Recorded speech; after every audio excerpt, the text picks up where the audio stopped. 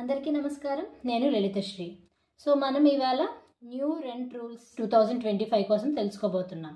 So ఇది మనకి model tenancy act అనే యాక్ట్ ఏదైతే సెంట్రల్ గవర్నమెంట్ ఫ్రేమ్ చేసిందో దాని బేసిస్ మీద ఈ న్యూ టెనెన్సీ రూల్స్ అనేవి వచ్చాయి 2025లో.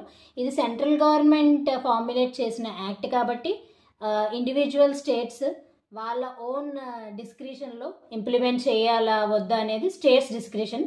అలానే కొన్ని స్టేట్స్ ఇంప్లిమెంట్ చేయడానికి కూడా రెడీగా ఉన్నాయి. సో ఏంటి న్యూ చేంజెస్ తీసుకొచ్చాయి అంటే, సో 11 months రెంట్ ఎగ్జీడ్ అయితే అది రిటర్న్ డాక్యుమెంట్లో ఉండాలి, అలానే అది రిజిస్టర్ కూడా చేసి ఉండాలి. ఇన్ కేస్ అలా చేసి ఉండకపోతే దానికి 5,000 ఫైన్ అనేది ఉంటుంది. అలానే దానికి డిజిటల్ స్టాంపింగ్ అనేది కూడా ఉండాలి అన్నమాట.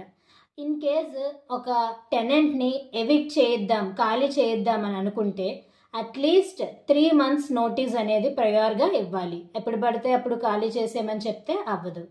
అలానే ఇన్ కేస్ రెంట్లో ఇంక్రీజ్ చేయాలనుకుంటున్నాం, రెంట్ అమౌంట్ ఏదైతే ఉందో అప్పుడు కూడా లైక్ 90 days ప్రయర్ నోటీస్ అనేది టెనెంట్కి ఇవ్వాల్సి ఉంటుంది.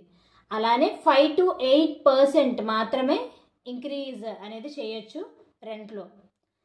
అలానే మైనర్ రిపేర్స్ ఏవైనా ఉంటే అవి టెనెంట్స్ చేయించుకోవాలి.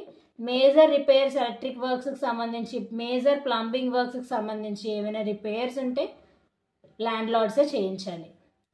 అలానే ఏదైతే TDS tax deducting at source ఉంటుందో అది ఎర్లియర్ ఈ టెనెన్సీకి సంబంధించి సమ్ అరౌండ్ 2.5 lakhs ఉండేది. ఇప్పుడు అది 6 lakhs per year చేయడం అయితే జరిగింది. సో ఇవి టెనెంట్ రైట్స్ అనమాట. సో టెనెంట్స్ కూడా mostly when paying their rent అనమాట మోస్ట్లీ డిజిటల్ ట్రాన్సాక్షన్సే చేయమంటున్నారు. ఎందుకంటే అంబిగ్విటీ లేకుండా, అలానే ఫ్యూచర్లో లైక్ వీళ్ళు పే చేసామని వాళ్ళు పే చేయలేదని కన్ఫ్లిక్ట్స్ ఉండకుండా డిజిటల్గానే పే చేయమని చెప్పి డైరెక్షన్స్ అయితే ఇవ్వడం జరిగింది, ఎగ్జీడింగ్ 5,000 rupees అయితే.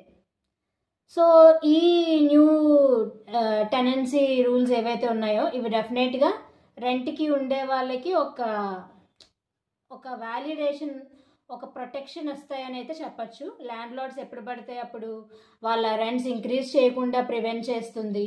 అలానే వాళ్ళు ఏ రీజన్ లేకుండా టెనెంట్స్ని వెకేట్ చేయనివ్వకుండా కూడా ఈ రూల్స్ అనేవి వాళ్ళకి ఎయిడ్ చేస్తాయని మనం చెప్పచ్చు.